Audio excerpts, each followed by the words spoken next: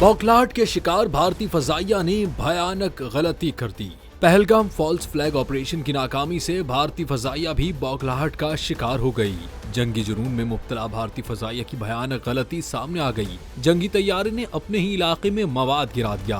वाकया भारतीय रियासत मध्य प्रदेश के इलाके शिवपुरी में पेश आया, जहां जंगी जहाज ने टैंक आबादी पर गिरा दिया। इसके नतीजे में से आबादी और अमलाक को शदीद नुकसान पहुंचा, जबकि मुतअद्दिद मकानात तबाह हो गए। दिफाई माहिरीन का कहना है कि वाकया भारतीय फजाइया की गैर जिम्मेदारी और बौखलाहट को जाहिर करता है।